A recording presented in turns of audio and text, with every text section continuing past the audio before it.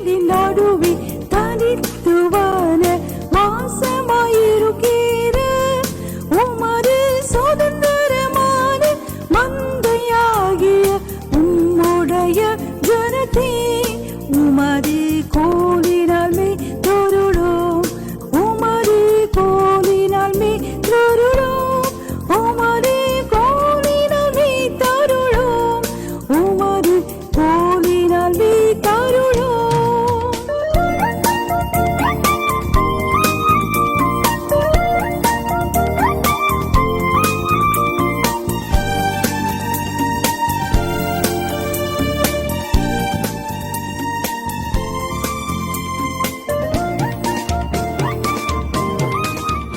இன்றைக்கு 2-3 நாட்களாக கர்த்தர் உள்ளத்தில் பாரப்படுத்தின ஒரு செய்தி, ஸ்டோன் ஆஃப் ஜேக்கப், யாக்கோபின் கல். யாக்கோபின் கல். ஆதியாகமம் 28ஆம் அதிகாரம், Genesis chapter 28 from verse 10 to 22, 10ஆம் வசனத்திலிருந்து 22ஆம் வசனம் மட்டுமாக எல்லோரும் எடுத்துக்கொள்ளுங்க. நான் வாசிக்கிறேன், நீங்கள் என்னோட கூட சேர்ந்து ஃபாலோ பண்ணுங்கள். தேவைப்படுகிற இடத்துல சின்ன விளக்கம் கொடுத்து கடந்து போவேன். Genesis chapter 28 from verse 10. ஆதியாகமம் 28ஆம் அதிகாரம் 10ஆம் வசனம். யாக்கோபு பெயர்செபாவை விட்டு புறப்பட்டு ஆரானுக்கு போக பிரயாணம் பண்ணி. இப்போ ஏசா யாக்கோபை கொல்ல விரும்புகிறான். யாக்கோபை அவங்க அப்பா அம்மா, நீ லாபான் வீட்டுக்கு போ, மாமா வீட்டுக்கு போ அப்படின்னு அனுப்பி வைக்கிறாங்க. அந்த வனாந்தர வழியாக போகணும். பிரியமானவர்களை வேணுமாலும் குறித்து கொள்ளுங்க. பெயர்செபாவுக்கும், ஈசாக்கு, ரெபேக்கா, யாக்கோபு, ஏசாலாம் இருக்கிற பெயர்செபாவுக்கும், லாபேன் பெத்துவேல் இருக்கிற அந்த பதன் அராமுக்குள்ள இடையில உள்ள தூரம், the straight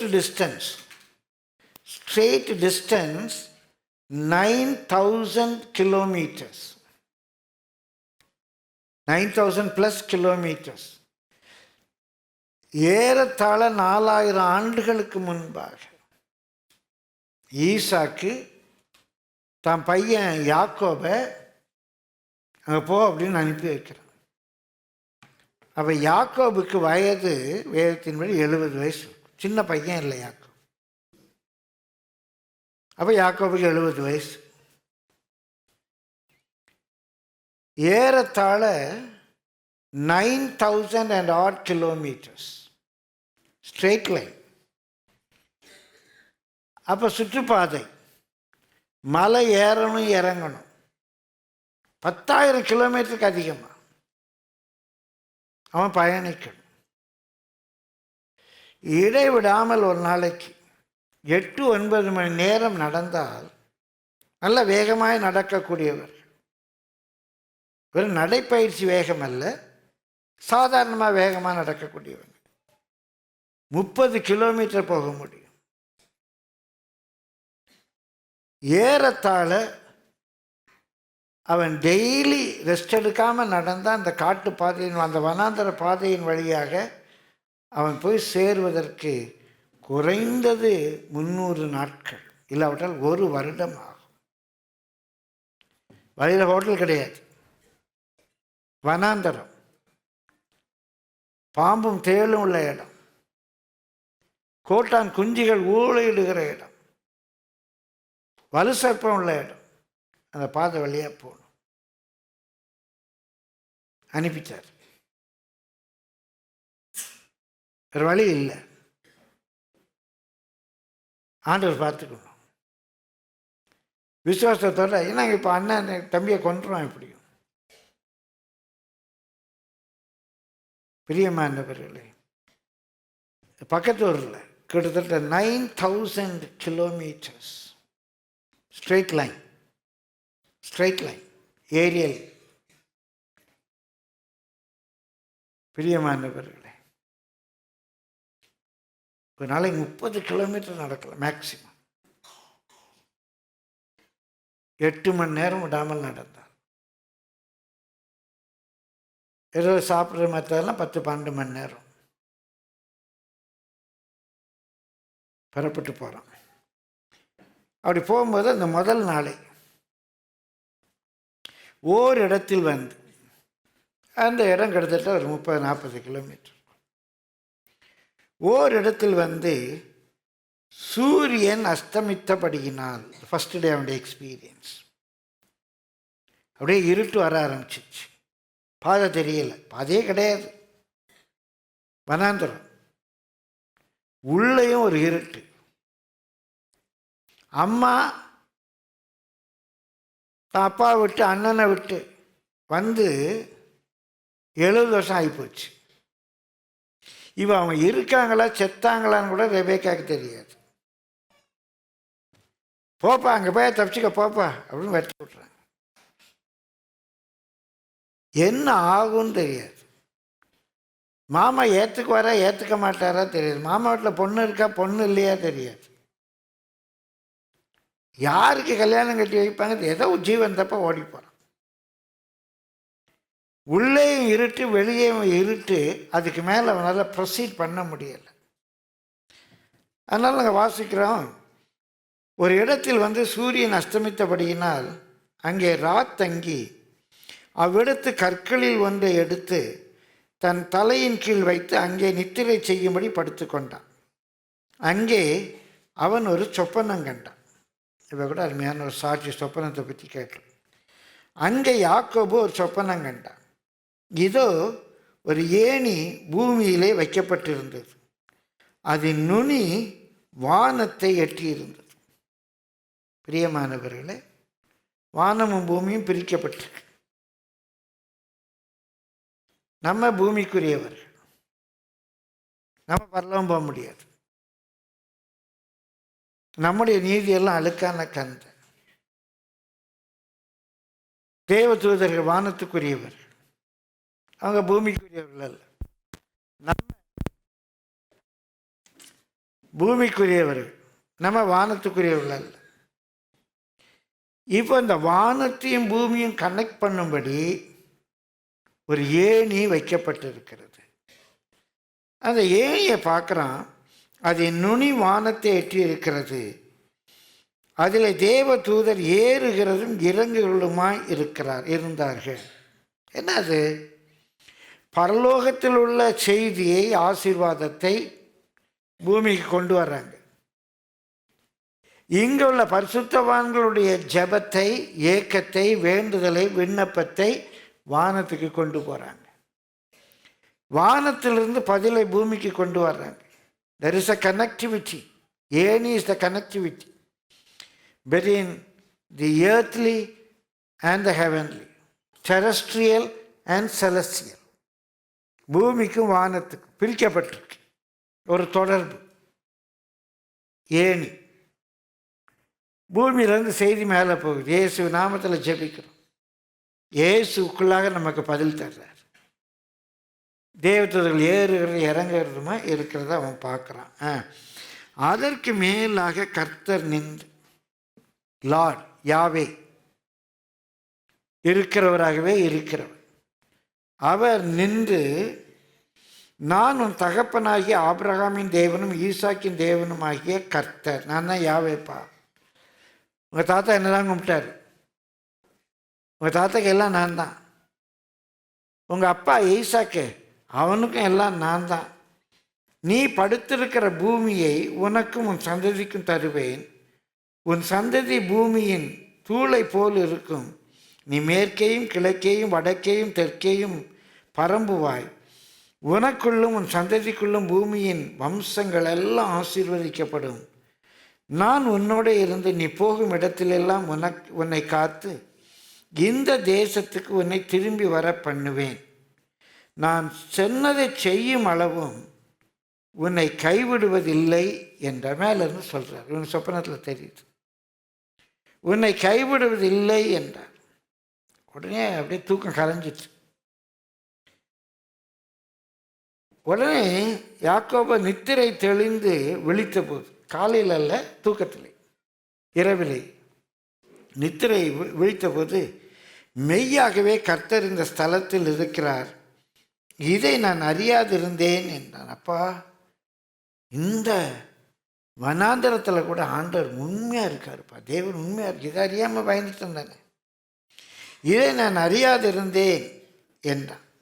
அவன் பயந்து என்றால் ஒரு பக்தியினால், தேவன் இருக்காருப்பா, இந்த இடத்துல கூட தேவன், சிங்கம் புலி பேய் பிசாசை பார்த்துள்ள பயம் அல்ல, ரெவரன்ஸ். அவன் பயந்து, இந்த ஸ்தலம் எவ்வளவு பயங்கரமாக இருக்கிறது, இது தேவனுடைய வீடு எல்லாமல் வேறல்ல, இது வானத்தின் வாசல் என்றான். சொல்லிட்டு படுத்து நிம்மதியாக தூங்கிட்டான். சொல்லிட்டு படுத்து நிம்மதியாக தூங்கிட்டான். அதிகாலையிலே யாக்கோபு எழுந்திருந்தான். இப்போ காலையிலே அதிகாலை, காலை அதிகாலை, காரம் அதிகாரம். அப்போ இருட்டோடு காலை 6 மணி, அதிகாலை ஒரு 4 மணி. அதிகாலையில் யாக்கோபு எழுந்து தன் தலையின் கீழ் வைத்திருந்த கல்லை எடுத்து அதை தூணாக நிறுத்தி அதன் மேல் எண்ணெய் வார்த்து அந்த ஸ்தலத்திற்கு பெத்தேல் என்று பெயரிட்டான். அதற்கு முன்னே அவ்வூருக்கு லூஸ் என்ற பெயர் இருந்தது. லூஸ்னா நம்ம சொல்கிற லூஸ் இல்லை. லூஸ் என்று சொன்னால் பிரியமானவர்களே, ஆல்மண்ட், தமிழ் என்ன சொல்லுவாங்க, பாதாம், பாதாம் மரம்னு அர்த்தமா. லூஸ்ன்னா தப்பாக நினச்சிடாதீங்க. சொல்ல லூஸை கத்தர் பெத்தையெல்லாம் மாற்றிட்டார் இருப்பாங்க. லூஸ்னா அந்த லூஸ் இல்லை. பிரியமானவர்களே, லூஸ் என்று சொன்னால் ஆல்மண்ட் ட்ரீன்னு அர்த்தம், இல்லைன்னா பொதுவான ட்ரீ.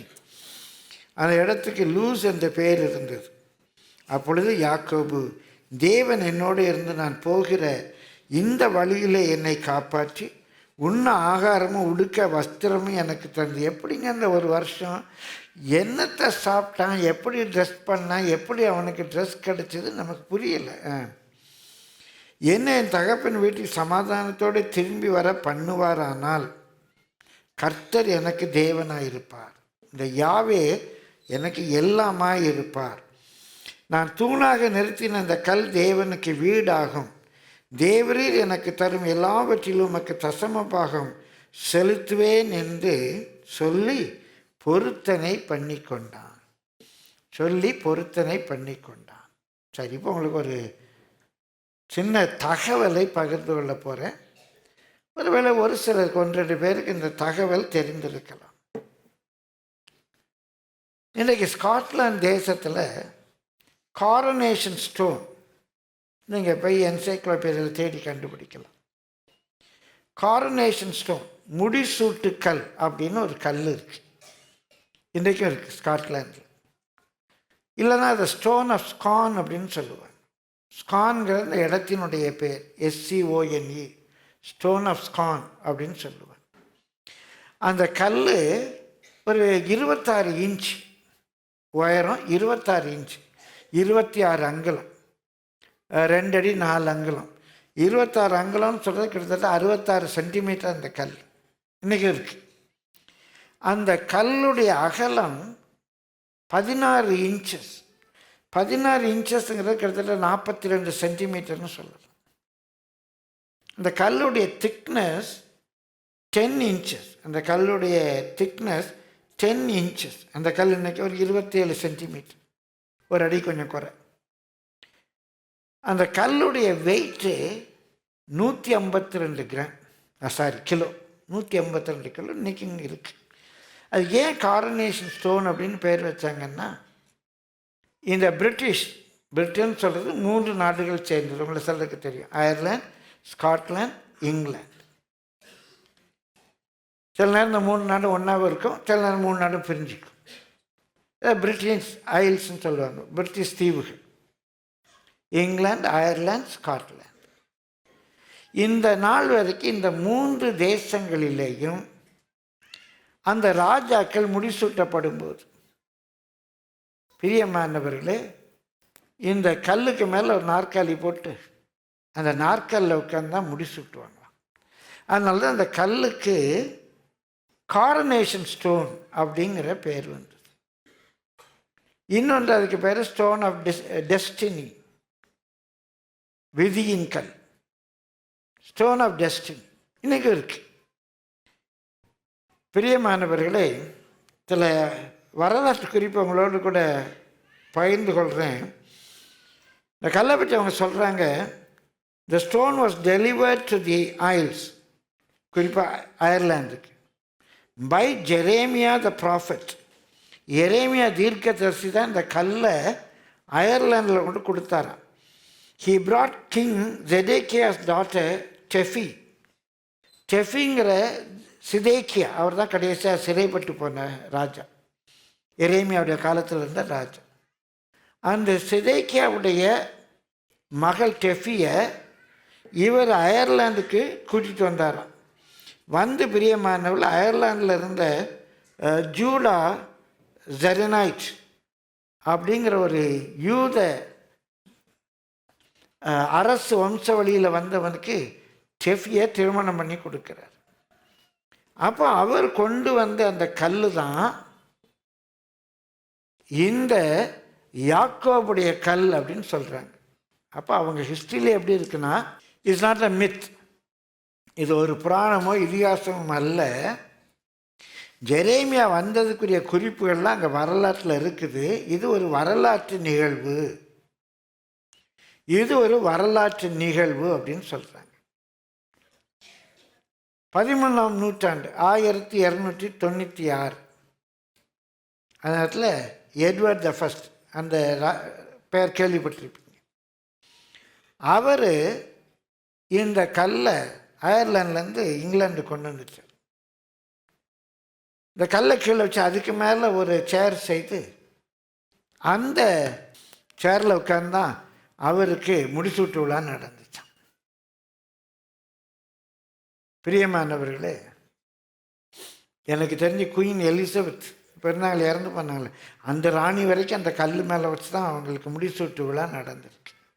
அந்த நாற்காலியில் ஒரு வாசகம் இருக்குமா, இது யாக்கோபு தூணாக நிறுத்தின கல் அப்படின்னு. 1950 கடைசியில்னா 60 அந்த பீரியடில் 3 நாடு ஒரு ஒப்பந்தம் போட்டு ஸ்காட்லாண்டில் ஸ்கான்ங்கிற இடத்துல இந்த கல் இப்பவும் இருக்குது.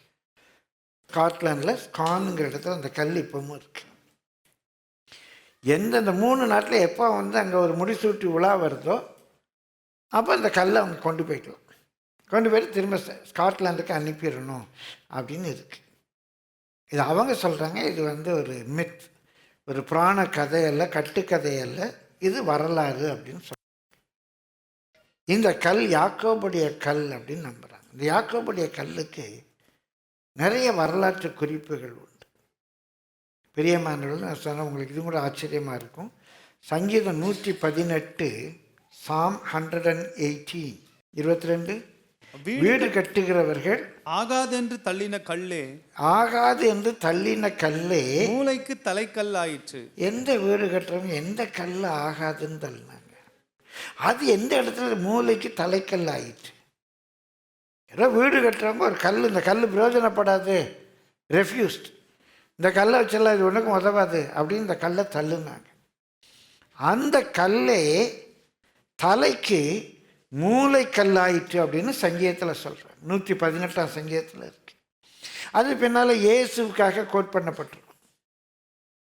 அதை பல இடங்களில் கோட் பண்ணுறாங்க. சாதாரண இப்போ வழக்கத்துலேயும் சொல்லுறேன், வீடு கட்டால் ஆகாது என்று தள்ளின கல்லை தலைக்கு மூளைக்கல் ஆயிற்று. இது யாரால் ஆயிற்று? கர்த்தரால் ஆயிற்று. இல்லை சாதாரண நடக்காது.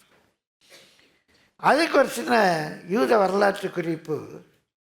இந்த யாக்கோபு பயன்படுத்தின அந்த கல்லை தான் சாலமோன் தேவாலயத்தை கட்டும்போது மூலக்கல்லை வைக்கணும்னு விரும்பினாங்க. அன்றைக்கு அதில் பனி தீர்த்த கொத்தனார் மாதிரி அந்த கல்லெல்லாம் சரிப்படாதுன்னு அது ஒரு சின்ன வெடிப்பு இருக்குது, இதெல்லாம் சரிப்படாதுன்னு சொல்லிட்டாங்க. ஆனால் கடைசியில் அந்த தேவாலயத்துக்கு அந்த கல்லையே மூலக்கல்லாக வச்சு கட்டுனாங்க. அந்த தேவாலயம் இடிக்கப்பட்ட போது நேபுகாத் நேச்சரால் அந்த கல்லை எடுத்துகிட்டு தான் செருபாபேல் எரேமியா ஓடினார் அப்படின்னா. சில இடங்கள் அப்படி நடக்கும். பிரியமானவர்களே, ஒரு கோயிலில் இடிக்கப்பட்ட ஒரு கல், மாற்று மதத்தில் இடிக்கப்பட்ட கல், அவங்கெல்லாம் போய் இன்னொரு இடத்துல கோயில் கட்டுறாங்க. இங்கே இருந்த கல்லை எடுத்துகிட்டு போய் அதில் ஒரு கல் வச்சுருக்கேன், இது இந்த இடத்தில் இருந்த கல், அது இன்றைக்கு இருக்கு, இந்த இடத்தில் இருந்த கல், அப்படி ஒரு கல்லை எடுத்து கொண்டு வைக்கிறேன். இதெல்லாம் வரலாற்று குறிப்புகள். இன்றைக்கு அந்த கல் உண்மையாகவே யாக்கோபு பயன்படுத்தின கல் தானே இல்லையா என்றெல்லாம் அந்த யாக்கோபுடைய கல்லை பற்றி உள்ள சில தகவல்களை நான் உங்களோடு கூட பகிர்ந்து கொண்டிருக்கிறேன். அந்த 2-3 நாட்களாக பிரசங்கத்துக்காக இல்லை, எனக்காக அந்த கல்லை பற்றி ஆழமாக சிந்திச்சு கொண்டிருந்தேன். ஆண்டவர் என்று பேசிட்டே இருந்தார். அந்த கல்லை பற்றியுள்ள ஒரு சில ஆவிக்குரிய தகவல்களை நான் உங்களோடு கூட பகிர்ந்து கொள்ளுகிறேன். 11ஆம் வசனத்துக்கு வாங்க. 28-11. இன்னைக்கு இந்த அதிகாரத்திலே தான் நான் இருக்கிறோம். வாசிங்க. ஒரு இடத்திலே வந்து சூரியன் அஸ்தமித்தபடியினால் அங்கே ராத்தங்கி அவ்விடத்து கற்களில் ஒன்றை எடுத்து தன் தலையின் கீழ் வைத்து அங்கே நித்திரை செய்யும்படி படுத்துக்கொண்டான். முதலாவது ஒரு குறிப்பு, ஸ்டோன் chosen by Jacob. யாக்கோபு தெரிந்து கொண்ட ஒரு கல். ஏன் அந்த கல்லை யாக்கோபு தெரிந்து கொண்டார்? அந்த லூசன் இடத்துல எவ்வளவோ கல் கிடக்குது. அந்த கல்லில் இந்த கல்லை யாக்கோபு ஏன் தெரிந்து கொண்டார் என்றால் நமக்கு அது வேதத்தில் பதில் கொடுக்கப்படலை. ஏன் அந்த கல் இன்றைக்கு ஏறத்தாழ 4000 ஆண்டுகளாகி பேசப்படுகிறது? என்ன ஸ்பெஷாலிட்டி அந்த கல்லில் என்றால் ஒன்றுமே இல்லை. தேவனுடைய தெரிந்து கொள்ளுது. ஆபிரகாமை தேவன் தெரிந்து கொண்டார். ஆபிரகாமை பார்த்து சொல்லி அவனை ஆசீர்வதித்து உனக்குள்ளாக பூமியின் சகல ஜாதிகளும் ஆசீர்வதிக்கப்படுங்கிறார். என்ன ஒன்று இருந்துச்சு? எதுக்காக அவனை அழைத்து கொண்டு வந்தார்? பிரியமானவர்களே, பஞ்சம் வந்த உடனே கர்த்தர் கொடுத்த தேசத்தில் இராதபடிக்கு எகிப்துக்கு ஓடி போனார். எகிப்தில் தனக்கு மரணம் வருமோ, தன்னை கொன்றுவாங்களோன்னு பயந்து மனைவிய சகோதரின்னு சொன்னார். மனைவி அவள் சகோதரியும் கூட தான். ஆனால் மனைவின்னு சொன்னால் நம்மளை கொண்டுட்டு அவளை எடுத்துக்குவாங்க அப்படின்னு ஒரு பொய் சொன்னார்.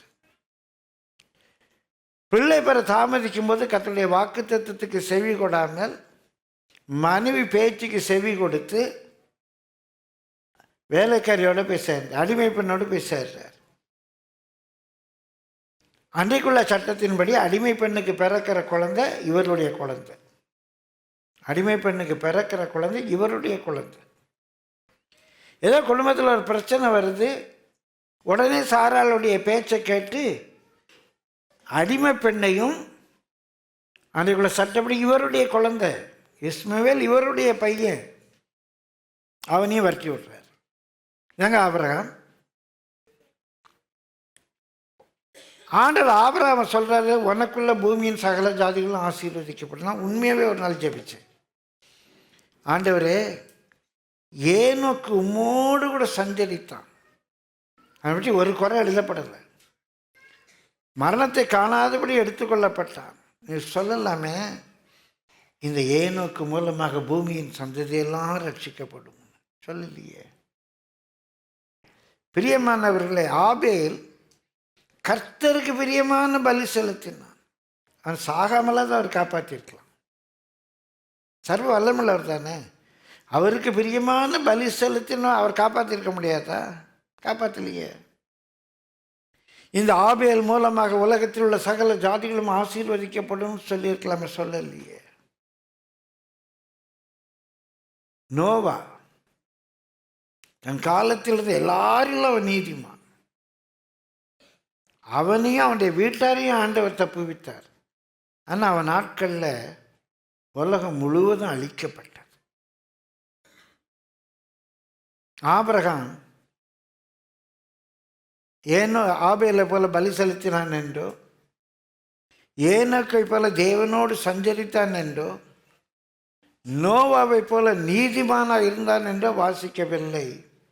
ஆனால் ஆபிரகாமை தெரிந்து கொண்டு ஆபிரகாமிடத்தில் சொல்லுகிறார், உன் மூலமாக இந்த உலகம் முழுவதும் ஆசீர்வதிக்கப்படும். உண்மையாக நான் ஜெபித்தேன் அநேக ஆண்டுகளுக்கு முன், என்னுடைய ஆரம்ப நாட்கள். ஏன் ஆண்டவரே அப்படி? அப்போ ஆண்டவர் எனக்கு வெளிப்படுத்தினது, என்னோடு பேசினது. ஒருவேளை ஆபேல் மூலமாக இந்த உலகம் ஆசீர்வதிக்கப்பட்டால் ஆபேல் சொல்லியிருப்பார், நான் தேவனுக்கு பிரியமான பலி செலுத்தினதினாலே இந்த உலகம் ஆசீர்வதிக்கப்பட்டது. ஏனோக்கு சொல்லியிருப்பார், நான் தேவனோடு கூட சஞ்சரித்ததினாலே இந்த உலகத்துக்கு ஆசீர்வாதம் வந்தது. நோவா சொல்லியிருப்பார், நான் நீதிமான் இருந்தபடினாலே நீங்கள் எல்லாரும் காப்பாற்றப்பட்டீர்கள் என்று. ஆபிரகாமை கூப்பிட்டு ஆபிரகாமே உன் மூலமாக ஏன் இந்த உலகம் ஆசீர்வதிக்கப்படுது? ஆபிரகாம் பே பே பேம்பர். என்ன நல்லது கண்டீங்க? ஆண்டவர் தெரிந்து கொண்ட ஒரு பாத்திரம், ஆண்டவர் தெரிந்து கொண்ட பாத்திரம். அதே போல தான் நான் யோசித்தேன். இன்னொன்று, எலியா ஒரு பெரிய தீர்க்கதரிசி. ஆகாப் ராஜாட்ட தைரியமாக போய் நின்று பேசுகிறான். பயங்கரமான பஞ்சம். அவருடைய தீர்க்கதரிசியாக எலியாவுக்கு சாப்பாடு வேணும். ஆண்டவர் ஆச்சரியமாக போஷிக்கிறார். அந்த எலியா தீர்க்கதரிசிக்கு சாப்பாடு கொடுக்கறதுக்கு தீட்டுள்ள ஒரு காக்கா தான் வேணுமா? ஏன் ஒரு புறாட்டை கொடுத்து விடக்கூடாது? சுத்தமான பறவையாச்சு. இல்லை ஒரு மயில் மூலமாக கொடுத்துட்டா அதுவும் போய்ட்டு கொஞ்சம் டான்ஸ் ஆடிட்டா நிற்கும்ல, எலியாவுக்கு ரிஃப்ரெஷ். இல்லை ஒரு குயில்கிட்ட கொடுத்து விட்டா 2 பாட்டு பாடவாது செய்யுமில்ல. இல்லை பறவைகளுடைய ராஜா என்று சொல்லி ஒரு கழுகு அப்படி ஜயங்கன்னு போய் அவருக்கு ஆகாரம் கொடுத்தா என்ன? ஏன் ஆண்டவரே, இந்த காக்கா தவிர அவருக்கு ஒன்றுமே கிடைக்கலையா? காக்காவே கேளுங்க. காக்கா காக்கா என்ன ஸ்பெஷல் வாண்ட? எதுக்காக எலியா தீர்க்கதரிசிக்கு ஆகாரம் கொடுக்க காக்கா ஒன்னையும் ஆண்டவர் கூப்பிட்டாரு? அப்படியே காக்கா என்ன சொல்ல தெரியுமா? கா கா கா. ஏங்க, ஏன் மயில் கிடைக்கலையா, குயில் கிடைக்கலையா, கழுகு கிடைக்கலையா, புறா கிடைக்கலையா? இந்த காக்கா தான் கிடைச்சதா? தேவனுடைய தெரிந்து கொள்ளுதல். நம்மளோட எவ்வளோ நல்லவங்க ரட்சிக்கப்படல, நம்ம ஏன் ரட்சிக்கப்பட்டோம்? நம்ம ஏன் அந்த சபை கொண்டு வந்தார்? நம்ம என்ன ஸ்பெஷல்? ஏகா நம்ம எடுத்து உபயோகப்படுத்தணும்னு நினைக்கிறாரு? நம்மகிட்ட ஒன்றுமே இல்லைங்க. தேவன் மரியாதை தெரிந்து கொண்டார். எனக்கு வேதத்திலே பிடித்த ஒரு பாத்திரம் மரியாதை பாத்திரம். பிரியமானவர், ஏன் நம்ம இந்தியாவில் ஒரு நல்ல பொண்ணே கிடையாதா? உலகத்தில் வேறு எங்கேயுமே கற்புள்ள பொண்ணு கிடையாதா? அந்த தேவன் கருவாக உருவாவதற்கு வேற கற்பமே கிடையாது. நல்ல கற்பம். அது எல்லாம் கெட்டவங்களா? எதுக்காக அவளை தெரிந்து கொண்டார்? இது எப்படி ஆகும்? ஒன்றும் பெருசா நல்லவளே, ஜபிக்கிறவளே, கற்புக்கரசியே, வானராக்கினியே அப்படிலாம் சொல்லலை. தேவதூதன் அட்ரஸ் பண்ணுறான், கிருபை பெற்றவளே வாழ்க. ஒன்று தேவன் இந்த பர்பஸ்க்காக தெரிந்து கொண்டிருக்கிறார் என்று சொன்னால் அது தேவனுடைய கிருபை. எத்தனையோ பேர் மீன் பிடிச்சாங்க, ஏன் பேதுருவை கூப்பிட்டாரு? ஏன் பவுலில் மாத்திரம் அவரை சந்தித்தார்? ஏன் என்ன சந்தித்தார்? ஏன் உங்களை சந்திச்சிருக்கார்? ஏன் இங்கே வந்துருக்கிறீங்க?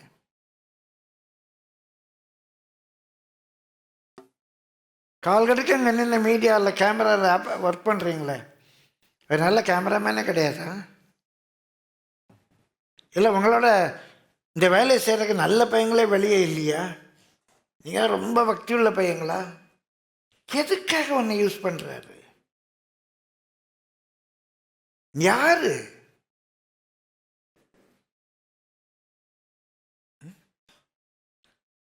பிரியமானவர்களே, அதான் கர்த்தருடைய அநாதி தீர்மானம். தேவனுடைய தெரிந்து கொள்ளுது. வம்சத்துக்கு ஒரு ஜாதிக்கு 2 பேருமாக தேவன் தெரிந்தெடுக்கிறார். எவ்வளவோ கல் கிடந்துச்சு. இன்றைக்கு 4000 ஆண்டுகளாக அது அயர்லாண்டில், ஸ்காட்லாண்டில் இருக்கிற கல்லோ இல்லையோ, இன்றைக்கு கர்மேலிலும் பேசப்படுகிற கல். கரங்களை தட்டி கர்த்தரை ஸ்தோத்திரிப்போமா?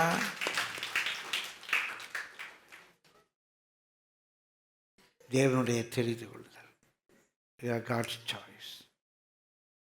இப்போ தேவன் அந்த கல்லை தெரிந்து கொண்டு, யாக்கோபு அந்த கல்லை, சாதாரண ஒரு யாக்கோபு, ஒரு மனுஷன், அந்த கல்லை தெரிந்து கொண்டு என்ன செய்கிறான்? அதே 11ஆம் வசனம் 2ஆம் பகுதியில் இடையில பார்க்கிறோம்.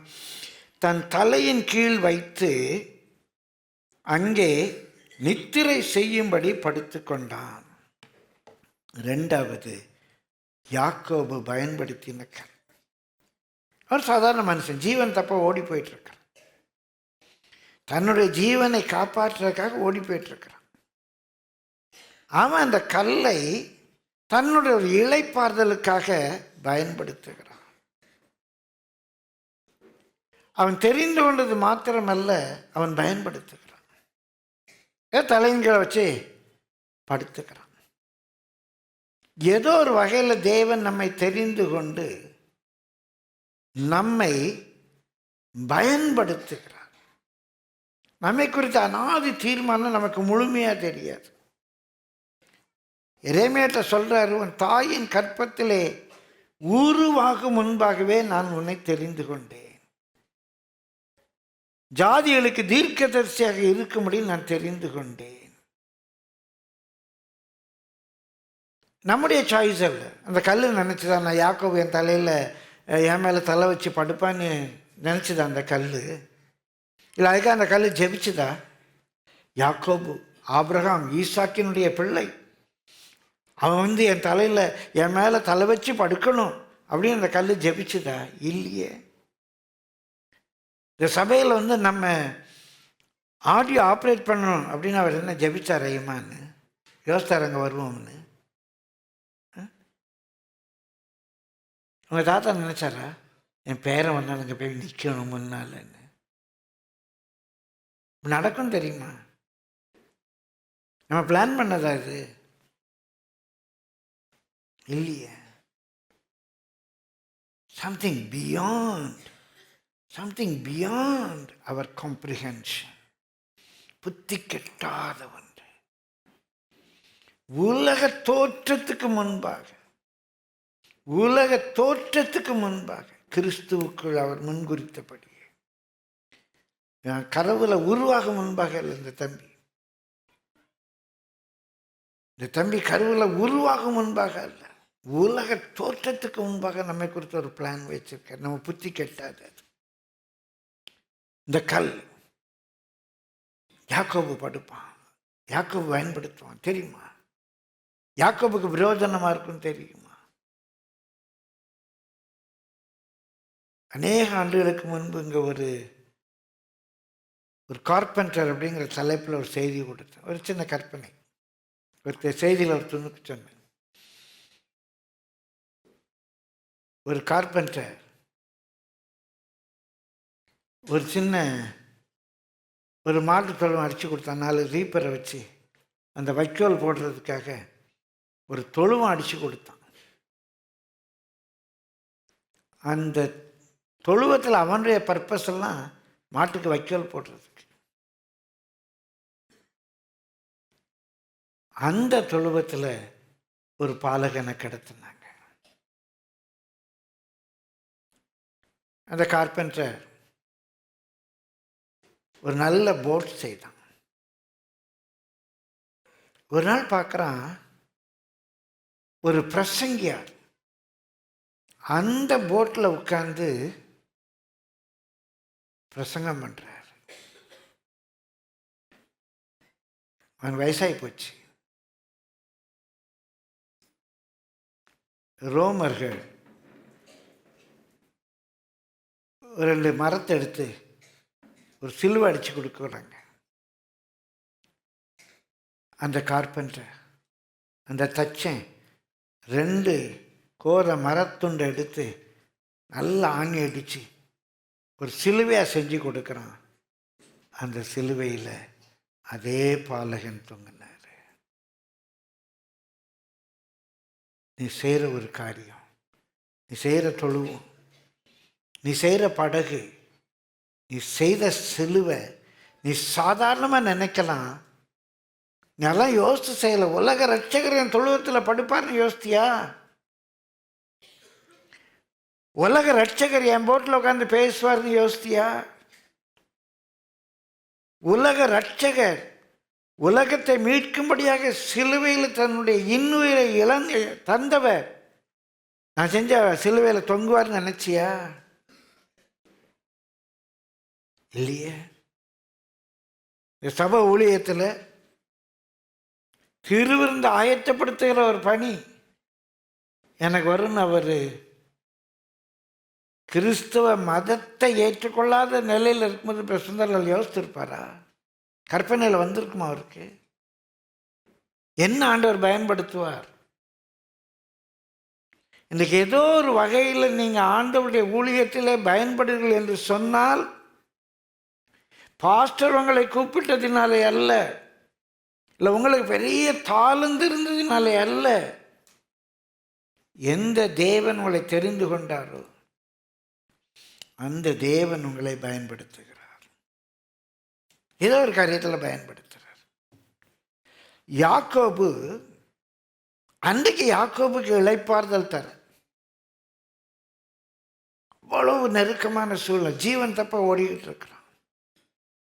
அவனுக்கு இளைப்பாறுதல் தர அந்த கல் பயன்பட்டது. படுக்கிறான். இப்போ அவனுக்கு சொப்பனம் வருது. சொப்பனத்தில் ஏணி வைக்கப்பட்டிருக்கு. தேவதூதர்கள் ஏறுகிறாங்க, இறங்குறாங்க. கர்த்தர் அவனுக்கு தன்னை வெளிப்படுத்துகிறார். அந்த சொப்பனத்தில் ஒரு பெரிய செய்தி உண்டு.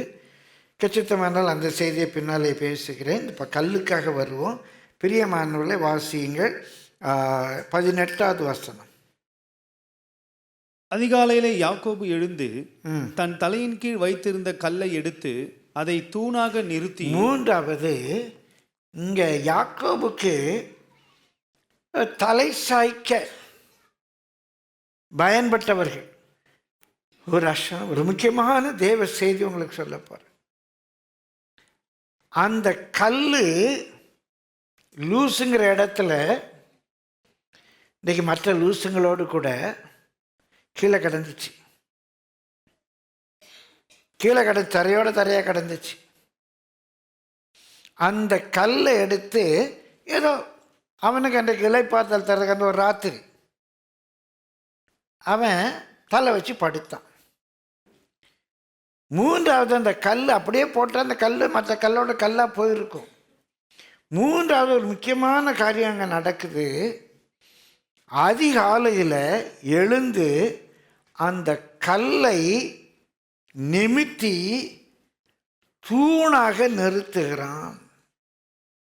அவன் மூன்றாவது, இன்றைக்கு அந்த கல் நினைக்கப்படுவதற்கு காரணம் யாக்கோபு வெறுமனே தலை வைத்து படுத்ததினாலே அல்ல, அந்த கல் தூணாக நிறுத்தப்படுகிறது. இன்னைக்கு சில ஊழியத்தில் உதவியாக இருப்பீங்க, இல்லை ஏதோ கற்றுக்கு ஏதாவது செய்வீங்க, இல்லை காணிக்க தசமாக குளிப்பீங்க. ஆனால் இன்னும் படுத்து தான் கிடக்கிறீங்க. தரையோட தரையாக இருக்கிறீங்க. உலகத்தோடு உலகமாக இருக்கிறீங்க. உலக வேஷத்தோடு உலக வேஷமாக இருக்கிறீங்க. இன்றைக்கி நிறைய ஊழியக்காரங்க அப்படி தான் இருக்கிறாங்க. நிமிர்ந்து நிற்க முடியலை. பேதுரை பற்றி யோவானை பற்றி சொல்லியிருக்கோம். சபைக்கு தூணாக எண்ணப்பட்ட கேபா யோவான். நீங்கள் தூணாக இருக்கீங்களா? சபை சத்தியத்துக்கு தூணாக இருக்குது. தூணும் ஆதாரமாக இருக்குது. நிமிர்ந்துட்டீங்களா? இல்லை படுத்து கிடக்கீங்களா? சிலர் பயந்து பயந்து சபைக்கு வரும்போது மாத்திரம் கொஞ்சம் நல்ல பிள்ளைங்க மாதிரி ஒரு வேஷம் போட்டுக்குவோம். ஃப்ரெண்ட்ஸோடு போகும்போது ஃப்ரெண்ட்ஸை மாதிரி வேஷப்பட்டுக்குவோம். பச்சோந்திங்க அது ஒரே மாதிரி ட்ரெஸ் பண்ண நான் சொல்லலை, வேஷம். இங்கே இருக்கும்போது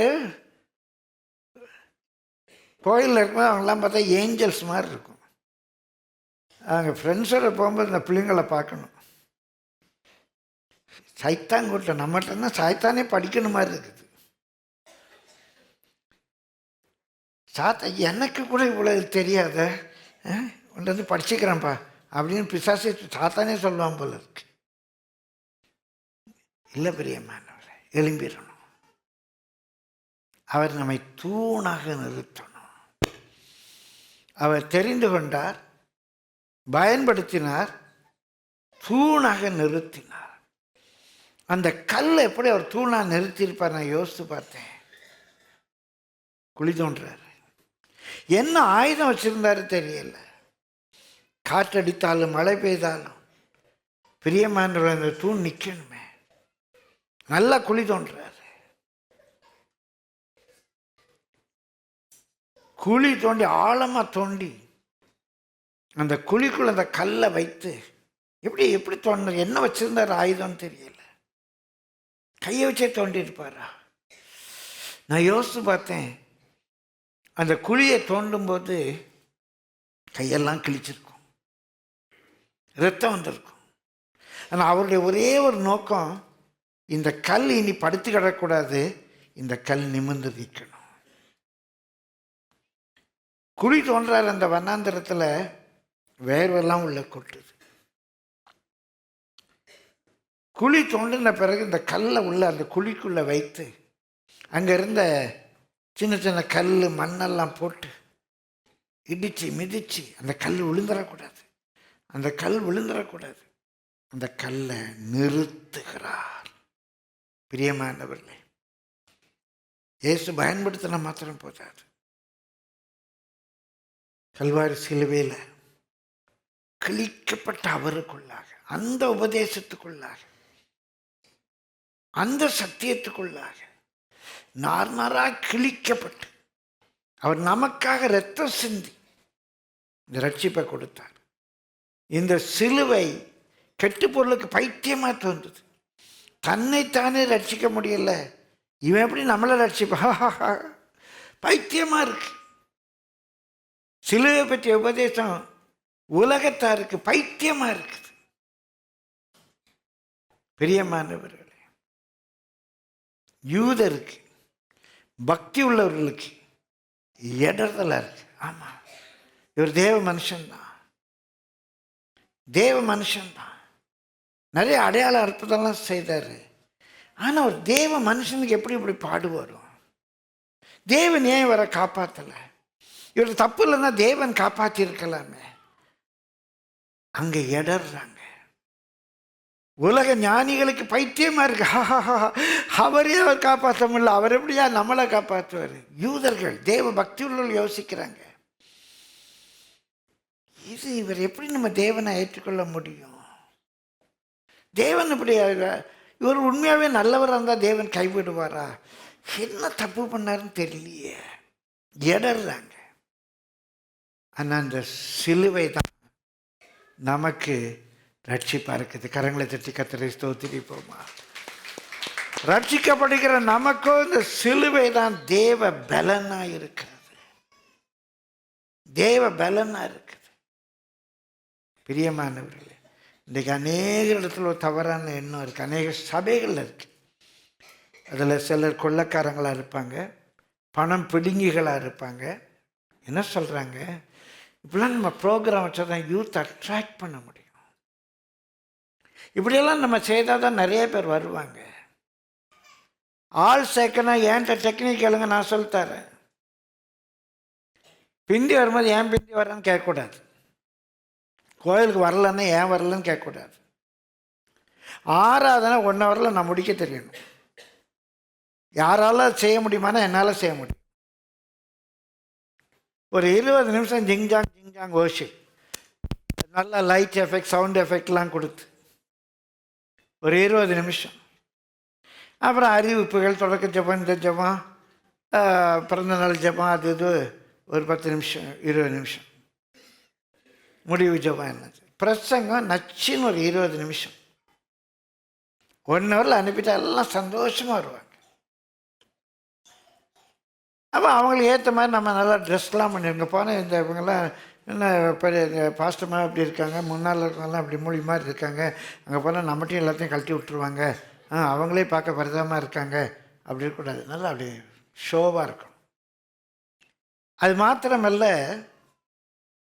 அது பாஸ்டமாக இருந்தாலும் சரி, முன்னால் இருக்கவங்களாம் சரி, வர்றவங்களுடைய கண்ணுக்கு கொஞ்சம் குளிர்ச்சியாக, அட்லீஸ்ட் பாட்டை கவனிக்கிறாங்களோ இல்லையோ, முன்னால் நின்று கையை காலை ஆட்டுற லேடிஸையாவது கவனிக்கலாம்ல, அதுக்கு தக்க ட்ரெஸ் பண்ணிக்கணும். அவங்களுக்கு பார்வைக்கு ஏதாவது ஒன்று கொஞ்சம் ப்ளசண்ட்டாக இருக்கணும்ல. போட்டு வெள்ளை புடவை கட்டிக்கிட்டு, ஸ்கார்ஃபை போட்டுக்கிட்டு, முகத்தை மூடிக்கிட்டு, அது கொஞ்சம் நல்லா ஜிங்காக முடியெல்லாம் விரித்து போட்டுட்டு அப்படி இப்படி ஆட்டும்போது கொஞ்சம் துணியெல்லாம் விலகணும். இப்படிலாம் செய்யணும்னா எனக்கும் தெரியும். நிறைய பேர் வரும், அட்லீஸ்ட் இதை பார்க்குறதுக்காவது கூட்டம் வரும். பிரியமானவர்களே, யூத் அட்ராக்ட் பண்ணணுமா?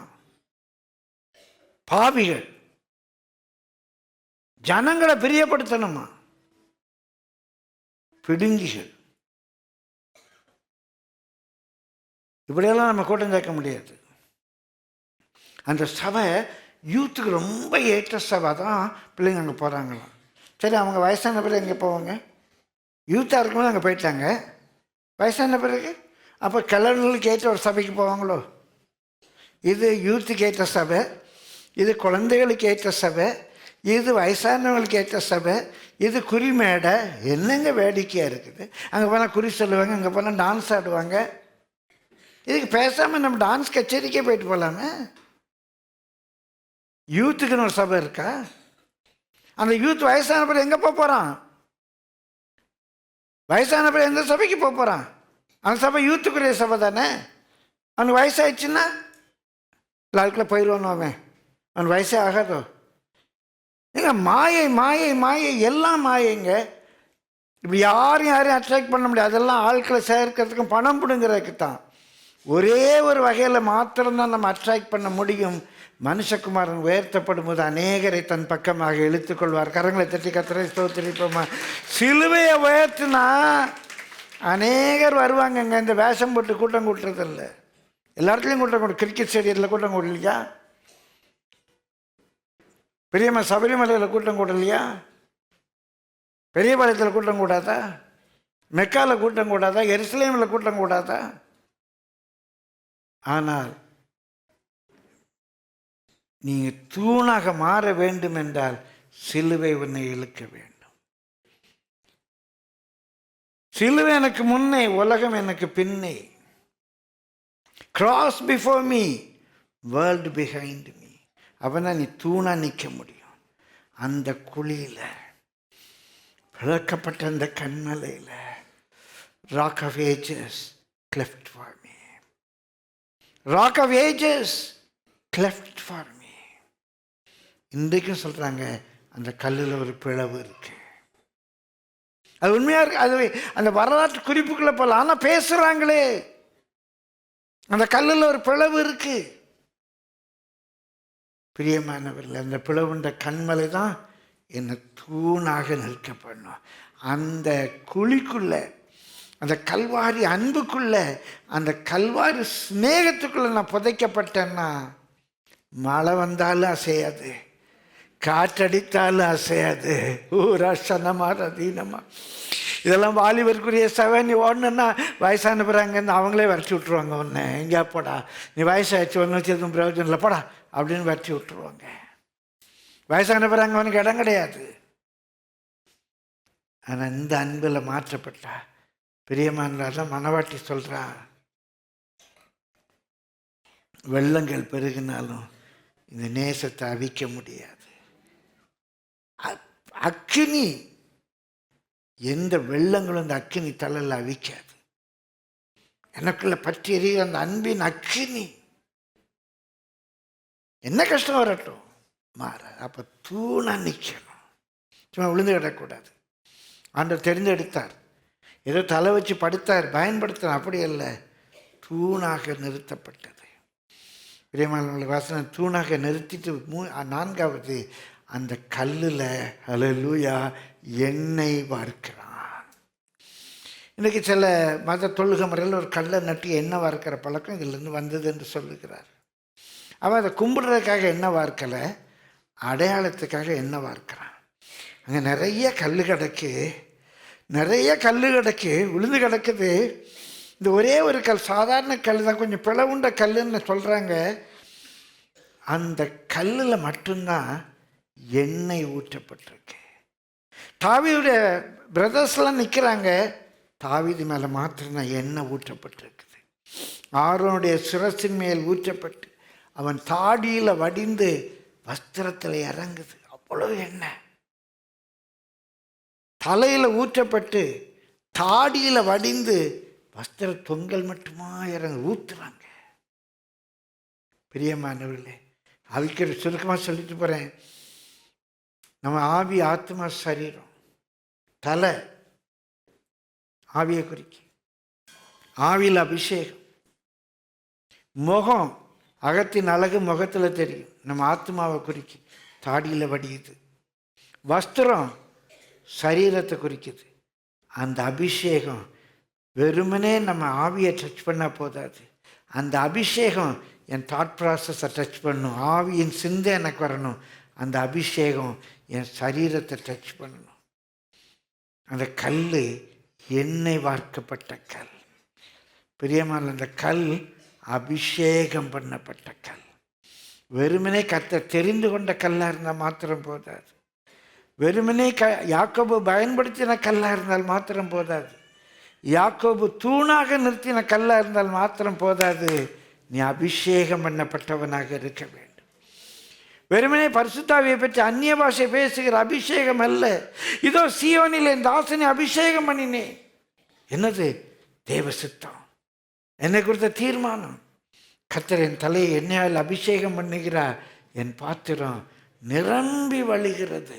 இந்த அபிஷேகம் பண்ணப்பட்ட கிறிஸ்தவனாக என் ஆவியில் அபிஷேகம், என் ஆத்மாவில் அபிஷேகம், என் சரீரத்தில் அந்த அபிஷேகம், எனக்குள்ளேருந்து அந்த அபிஷேகம் ஓடணும். எல்லா கல்லுக்கும் அந்த கல்லுக்கும் உள்ள வித்தியாசம், ஈசாயின் எல்லா குமாரர்களுக்கும் தாவீதுக்கும் உள்ள வித்தியாசம், அவன் அபிஷேகம் பண்ணப்பட்ட பாத்திரம். நீ கேளுங்க, ஆண்டவரே என்னில் உடைய தீர்மானம் நிறைவேற இன்னும் மேலே எண்ணெய் ஊற்றுங்க ஐயா. ஆண்டவரே மேலும் எண்ணெயை ஊற்றுங்க, உடைய அபிஷேகத்தை ஊற்றுங்க. நான் உம்மால் அபிஷேகம் பண்ண பாத்திரமாக இருக்கணும். 22 வசனத்தில் சொல்கிறான், இந்த கல் தேவனுடைய வீடே அல்லாமல் வேறல்ல. என் வாழ்க்கை தேவனுடைய வீடாக, தேவன் தங்குகிற ஒரு வாசஸ்தலமாக என் வாழ்க்கை மாறணும். ஏதோ ஒரு சபையில் பயன்பட்டோம், பாஸ்டர் எடுத்து யூஸ் பண்ணார், ரொம்ப பிரயோஜனமாக இருந்தேன், அபிஷேகம் பண்ணியிருக்காங்க. இல்லை, தேவன் தங்குகிற ஒரு வாசஸ்தலம், தேவன் தங்குகிற ஒரு வாசஸ்தலம், தேவனுடைய வீடு, தேவனே வாசம் பண்ணுகிற ஒரு இடம். தேவன் இருக்கிற, தேவனுடைய பின்னால் அந்த இடத்துக்கு அவன் சொல்லுவான் ஏல் பெத்தேல் அப்படிமா, தேவன் இருக்கிற தேவனுடைய வீடு. பிரியமானவர்களே, அப்போதான் இயேசு சொல்கிறாரு, அவருடைய வயிற்றிலிருந்து, உள்ளே இருந்து, அது மொழியில் வயிற்றிலிருந்து ஜீவ தண்ணீர் உள்ள நதிகள் பாய்ந்தோடும். தேவ ஆசீர்வாதம் நமக்குள்ளே இருந்து வெளியே புறப்பட ஆரம்பிக்கும். அபிஷேகம் நமக்குள்ளே இருந்து கிரியை செய்ய ஆரம்பிக்கும். நம்ம மேலே ஊற்றுகிற அபிஷேகம் நம்ம மூலமாக பாய ஆரம்பிக்கும். பிரியமானவர்களே, தேவன் தங்குகிற ஒரு வாசஸ்தலமாக நம்முடைய வாழ்க்கை மாற வேண்டும். நம்ம எல்லாரும் இருக்கிற இடத்துல அந்த ஆண்டவரே, அந்த கல் தேவனுடைய வீடாய் மாறியதே, அந்த கல் தேவனுடைய வீடாய் மாறியதே. குடும்பமான இருக்கிற இடங்களில் எழுப்பி நிற்போம். கர்த்தருடைய முகத்தை நோக்கி பார்ப்போம். ஆண்டவரே, உங்களுடைய ஆவியை ஊற்றுங்க ஐயா, அளவில்லாமல் உங்களுடைய ஆவியை மேலே ஊற்றுங்க. தேவன் தெரிந்து கொண்ட கல். ஹல்லேலூயா, ஹல்லேலூயா. தேவன் பயன்படுத்தின கல்.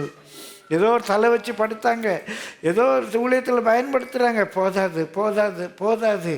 தேவன் உன்னை கல்வாரி அன்பிலே எடுத்து நிலை நிறுத்தணும். காற்றடித்தாலும் மழை பெய்தாலும் நான் அசைய மாட்டேன்னு வரணும்.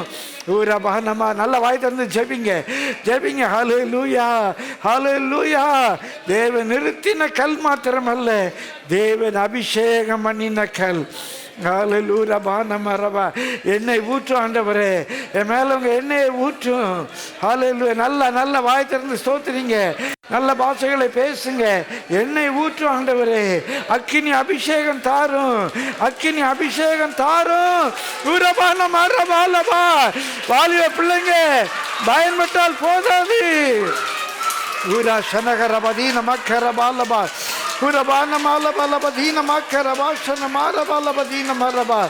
ஊற்று ஊற்று ஊற்று ஆண்டவரே, அக்கினி அபிஷேகம் ஊற்று,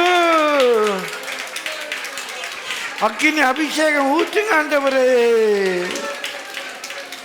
புரிஷனதீன மக்கரபாலபதி. அந்த அபிஷேகம் பண்ணப்பட்ட கல், அந்த அபிஷேகம் பண்ணப்பட்ட கல் தேவனுடைய வீடாக மாறுகிறது. தேவன் தங்கும் வாசஸ்தலமாய் மாறுகிறது.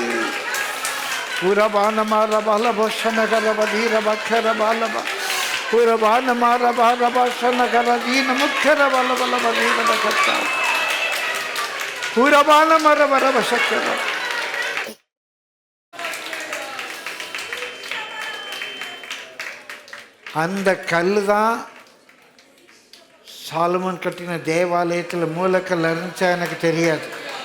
அந்த கல் தான் எரேமியா அயர்லாண்டுக்கு கொண்டு போன கல்லாக எனக்கு தெரியாது. அந்த கல் தான் இன்றைக்கி ஸ்காட்லாண்டில் உள்ள ஸ்கான் என்ற இடத்துல இருக்கிற கல்லாக எனக்கு தெரியாது. அந்த கல் தான் இங்கிலாந்தில் உள்ள வெஸ்ட்மின்ஸ்டர் ஆலயத்தில் வைக்கப்பட்டு ராணி பட்டாபிஷேகம் பெற்றாங்களாம் எனக்கு தெரியாது. ஆனால் ஒன்று சொல்கிறேன், யாக்கோபு சாதாரண மனுஷன், ஒரு சாதாரண மனுஷன், எத்தன் ஜீவன் தப்ப ஓடி போனவன். அவன் ஒரு கல்லை எடுத்து நட்டு தாண்ட வழி பிரயாணத்துக்காக வச்சிருந்த எண்ணெயை எடுத்து அந்த கல்லில் ஊற்றும்போது அந்த கல் தேவனுடைய ஆலயமாக மாறுமையானால் ஜீவன் தப்ப ஓடி போனவர் அல்ல, ஜீவன் கொடுக்க வந்த இயேசு கிறிஸ்து சாதாரண குப்பியில் இருக்கிற எண்ணெய் அல்ல, பரிசுத்த ஆவியை சாதாரண கல்லின் மேல் அல்ல, அவருடைய சாயலாய் சிருஷ்டிக்கப்பட்ட ஓ மேல அந்த எண்ணெயை ஊற்றுவாரானால் நீ யாராய் மாறுவாய். பூரபான மாறபா ரபா சனகரபா தீனமக்கரபா லப தீனமா பூரபான மரபரப ரப சக்கரபா லபா தீனமக்கரபா சக்கரபா தீன. ஜீவன் தப்பா ஓடி போன யாக்கோபு அல்ல, ஜீவன் கொடுக்க வந்த இயேசு, ஜீவன் கொடுக்க வந்த இயேசு, ஜீவன் கொடுக்க வந்த இயேசு. வெறும் எண்ணெய் அல்ல, ஆவியை ஊற்றுகிறார், ஆவியை ஊற்றுகிறார். உரபான மரபா ரபா சனமா ரபா கரபா லப லப தீரபா உரபான மரபா லப லப தீரபா கரபா லப தீரபா கனமா ரபா சக்கரபா. சிலரால நிற்க முடியலை, அது ஒன்றும் பெரிய காரியம் இல்லைங்க. அவருடைய சமூகம் வந்து இறங்கும்போது மலை அதிர்ந்ததான், மலை அதிர்ந்ததான். அவருடைய பிரசன்னம் நம்ம மேலே வந்து இறங்கும்போது நம்ம மட்டும் எப்படி தாங்கிக்க முடியும்? ஊற்றாருங்க, ஊற்றாரு. அபிஷேகம் பண்ண நான் என்ன அநேகர் அபிஷேகம் பெற்றுக்கொள்வதற்கு ஒரு பாத்திரமாக பயன்படுத்தினார். அவங்க இன்றைக்கி ஆயிரக்கணக்கான லட்சக்கணக்கான ஜனங்கள் அபிஷேகம் பெறுவதற்கு தேவனால் பயன்படுத்தப்பட்டு வருகிறார்கள். ஆண்டவர் சொல்கிறாரு, இன்றைக்கு உன் மேலே கத்தத்தை ஆவியை ஊற்றிருக்கிறார். உன்னிலேருந்து இந்த ஆவி தேசம் எங்கும் புறப்பட்டு போகும், வனாந்திர வயல்வெளி ஆகும், வறண்ட நிலங்கள் செழிப்பான பூமியாக எண்ணப்படும். இந்த நதி போகும் இடம் எங்கும் ஜீவன் உண்டாயிருக்கும். ஆசீர்வைத்து ஆசீர்வாதமாக்கும்.